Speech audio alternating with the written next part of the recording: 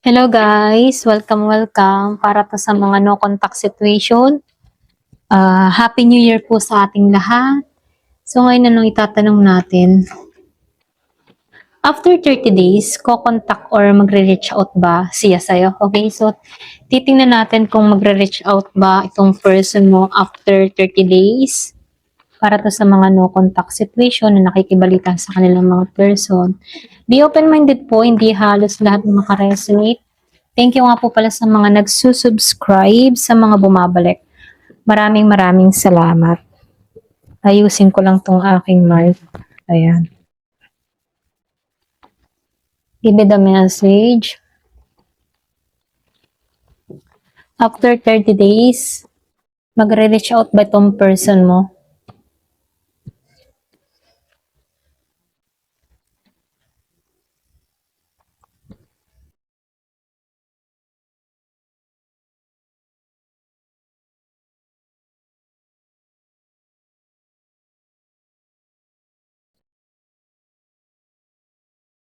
Meron akong nakikita dito na Gemini, Libra, and Aquarius.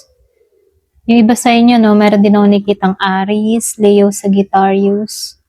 Meron din ditong Scorpio, Cancer, and Pisces. Malakas yung Taurus, malakas yung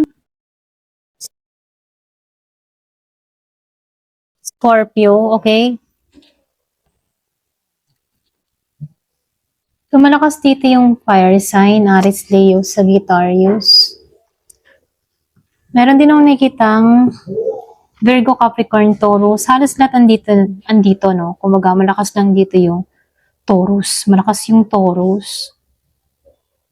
At Scorpio. Meron din akong nakikitang Aries, Capricorn. So, halos lahat, ano? Ayan, start na tayo.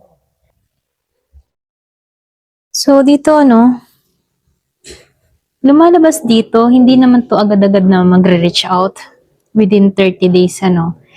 Pero, malaki yung internal or transformation na pinagdadaanan ng taong ito.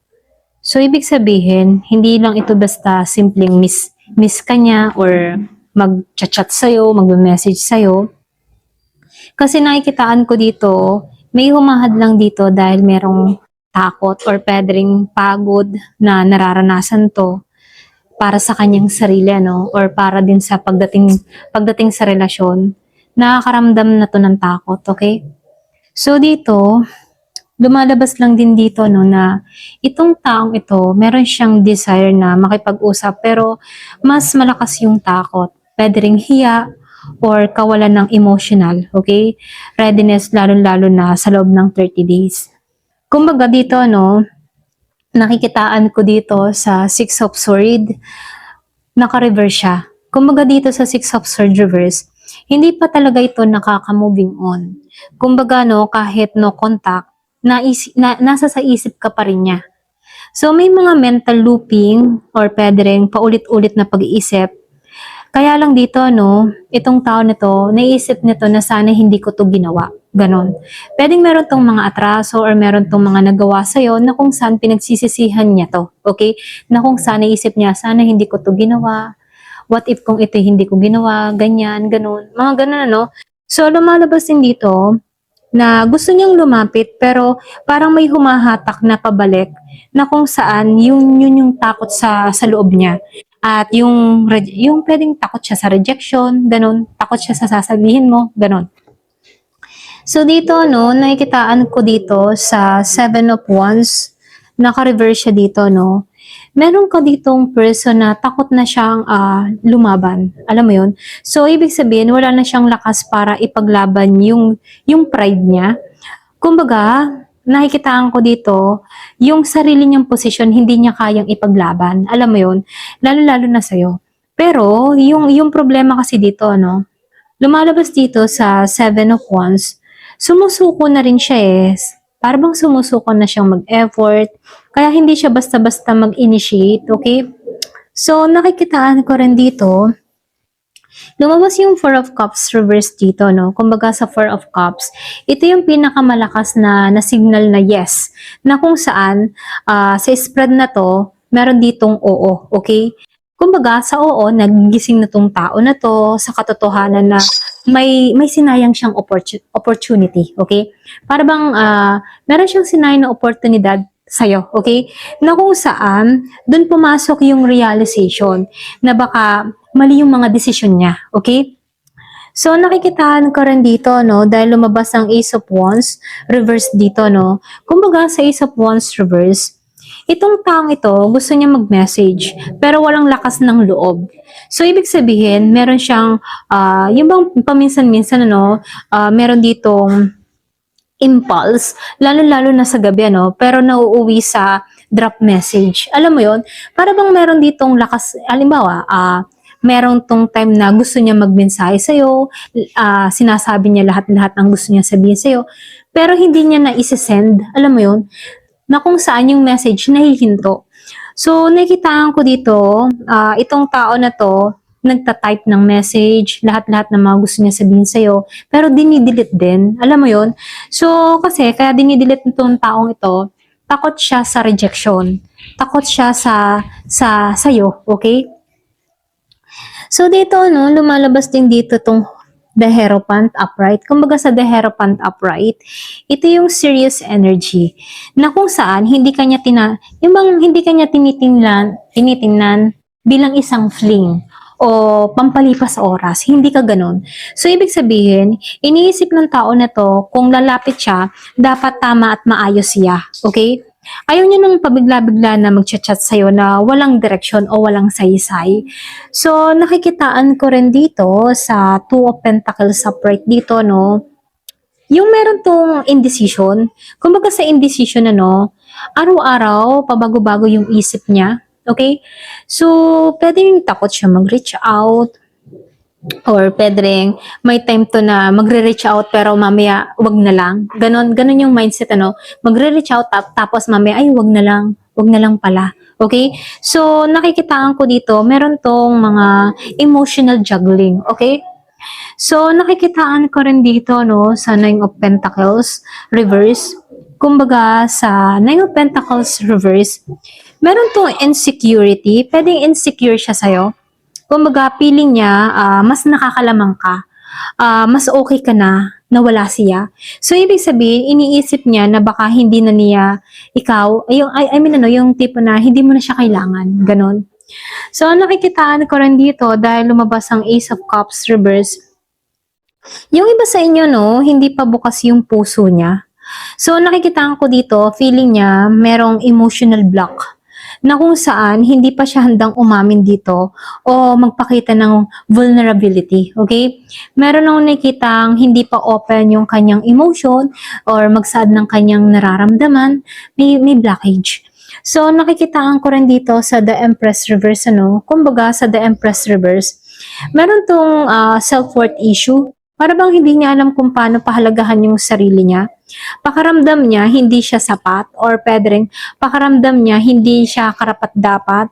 Kaya imbis na lumapit, umiiwas siya. Okay? Pakaramdam ng tao na to na may kulang sa kanya. Okay? Na hindi siya fit sa'yo. Ganon. So, dito, no, lumalabas din tong death. Ito yung pinaka-importante dito na card, ano. Kasi dito sa death, ito yung bang tipo na may ending talaga sa lumang version niya. Alam mo yon. So, ibig sabihin, lumalabas dito na may nangyari ditong communication na hindi siya yung dating siya. Alam mo yon. Pwedeng sabihin na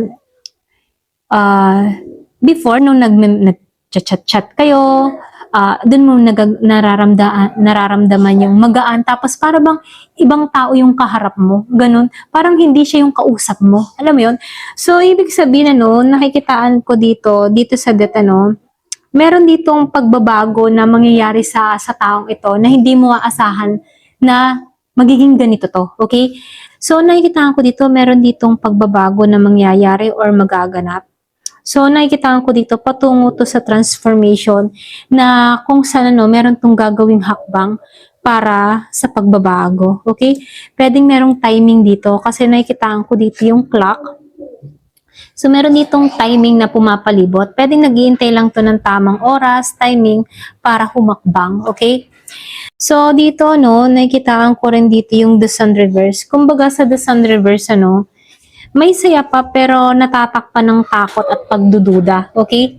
So, pwede yung iba sa inyo, may pagdududa ka sa taong ito or pwede rin siya, no, may pagdududa siya rito. Hindi siya sigurado kung magiging masaya ba ulit kayo or mauulit lang sa ganong sitwasyon. Okay? So, ito yung pag-aalinlangan dito na pumapasok. Nakikitaan ko rin dito sa Nine of Wands Reverse, ano, kumbaga sa Nine of Wands Reverse, meron akong nakitang pagod na emotionally. Kumbaga, ayaw niyang masaktan muli, ganun. Takot siyang mabigo, takot siyang pwedeng paulit-ulit na masaktan, or pwede rin ikaw. So, lumalabas dito na ayaw nang maging mababaw, okay? Pwedeng isa sa inyo, ayaw mo na nang maging mababaw na connection, ayaw mo na ng playful na usapan, gusto mo yung direkta or yung seryoso. So, lumalabas dito, kung itong person mo, no, magre-reach out man siya, nakikitaan ko dito na dapat seryoso siya. Ganon. Pwedeng naiisip ng tao na to na kailangan niyang baguhin dito yung kanyang mga action, kumaga nakikitaan ko dito transformation at alam to ng taong ito na kailangan niya ng pagbabago na hindi na dapat maging playful, hindi na dapat maging katulad ng dati, kailangan na may pagbabago, okay? So ito lang nakikita ko dito, no? So nakikitaan ko rin dito yung Three of Cups. Kumbaga dito sa Three of Cups, ano, yung bang tipo na hindi ito yung energy na casual na kamusta lamang, ano. So, lumalabas dito, ayaw niya ng mababaw o playful na usapan. Kumbaga nakikitaan ko dito, gusto ng tao na to na seryosohan na, okay? Pwedeng malalim na usapan, okay?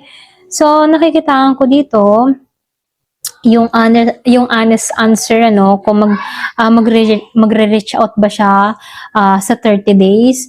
Itong tao na to, hindi siya guaranteed na mismong 30 days, ano, mas malakas yung energy na gusto niya muna, gusto ng tao na to na, alam mo yun, na magkaroon muna siya ng transformation para sa kanyang sarili. Kasi hindi pa niya kaya ikaw harapin sa panahon ngayon, okay? So, nakikitaan ko dito, posible ang timing after 30 days kapag siya ay ramdam niyang hindi mo na siya hinahabol. Yung iba sa inyo, nakikitaan ko dito, sa ngayon, ano, hindi pa to kikilos, pero within 30 days, hindi pa. Pero after, kung ikaw ay hindi hahabol, or kung ikaw ay biglang magbabago, or kung meron ka ng mga ginagawa sa sarili mo, so, nakikitaan ko dito, ramdam niyang hindi mo siya hinahabol dito, no? Tapos na yung internal transformation niya dito sa bet, pag natapos to, dun papasok yun, ano? Kumbaga nakikitaan ko dito, nakakaramdam siya ng totoong pagkawala mo, okay? Kumbaga nakikitaan ko dito, meron ditong takot na nararamdaman tong taong ito, at ito pa yung pumapalibot sa kanya kung bakit hindi pa to nagre-reach out sa'yo, no? So, pwedeng yung iba sa inyo, hanggang ngayon, meron ka pa ring sama ng loob or pwede ring galit dito, okay? Yung iba, ano, hindi halos lahat. Pero ganun pa man, ano, hindi garantiya dito na magre-reach out to ng 30 days. Ito lang nakikita ko. Kasi itong tao nito, andito siya sa process ng transformation. Meron siyang dapat ayusin sa kanyang sarili, okay, bago to kumilos. Ito lang nakikita ko, no? So, yung dapat mo lang gawin dito, huwag kang mag-reach out. Hayaan mo siya na makaramdam ng consequences, okay? Mas lalakas yung chance ng message kapag nakita niyang tahimik ka pero matatag. Alam mo yon. So, nakikitaan ko dito, hindi kanya kinalimutan, ano? Hindi rin niya tinatapos yung kwento niya sa inyong dalawa, no? Binabago muna niya yung sarili niya dito. Ito lang nakikita ko. So, kapag lumapit siya, hindi na siya katulad ng dati, ano? Nakikitaan ko dito, mas magiging malinaw na to, mas totoo. Okay? Ito lang nakikita ko. Ayan. Thank you for watching. Love and peace.